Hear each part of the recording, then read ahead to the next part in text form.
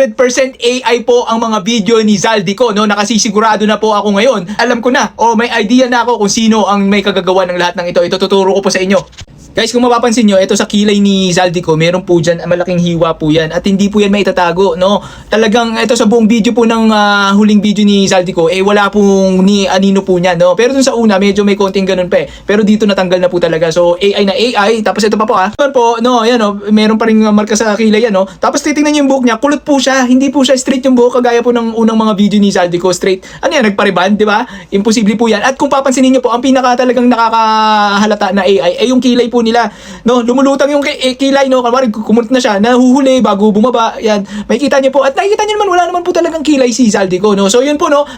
Obviously AI po yan. Pero ito pa, sa mga unang video po ni Zaldico, meron pong anino. Pero yung sa later part po ng mga na ina-upload po nila, wala na pong anino. Kasi halatang halata po to. Ayan, makikita mo, parang ni ruler po yan, no? Buong video po yan ng mga first 3 videos ni Zaldico, gumagalaw-galaw po yan. Pero straight na straight pa rin po yan, no? AI lang po ang nakakagawa ng straight na anino. At kahit naman isipin mo, saang parte ng mukha na kapag inilawan mo, magiging diretso. Kahit gumalaw-galaw ka, diretso pa rin, di ba? Wala pong ganun, no? Wala pong ganun. Yan po ay indikasyon na AI po to. Sino naman po may kagagawa nito? Sa unang mga video po na in-upload ko tungkol dito, meron po talagang mga admin na nandito sa Pilipinas itong page na to, itong Zaldico page. At yung mga ina-upload po na video, dito po sa Pilipinas din ina-upload. Dapat po, ang gawin ng gobyerno dyan, patawag yung Facebook o pati yung mga admin ng page na to. Kasi magkakaalaman sino nagsisend sa kanila ng mga pictures, no? Yung mga pictures na 1499 yung tag nung maleta, di ba? Ngayon lang nag-sale yung SM, di ba?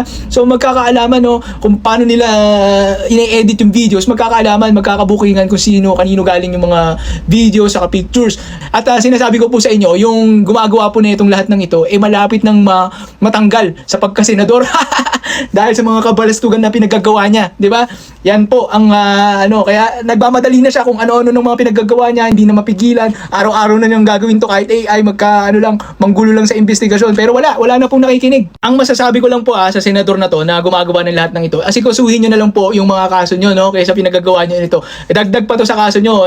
Pero naintindihan ko naman, desperado na kayo kasi ang dami niyong kinakaharap na kaso at mukhang lahat yon palpak kayo, no, dahil si Zaldico po yan at sinasabi niyang wala siyang kinulumbat dun sa bilong-bilong halagang diniliver niya. Sayad lang yung maniniwala po dyan.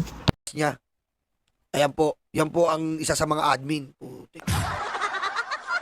Ayan po, pwede mag-send ng GCash doon sa may admin. Ano? Ayan no? Sino yan? Boom booking. Lumabas na po ang katotohanan na si Rodante Marcoleta nga ang isa sa administrator ng page ni Zaldico. Kaya pala pilit dinugtong ang kwento sa script ni Gutesa, ang script ni Zaldico. Boom, lagot ka Marcoleta.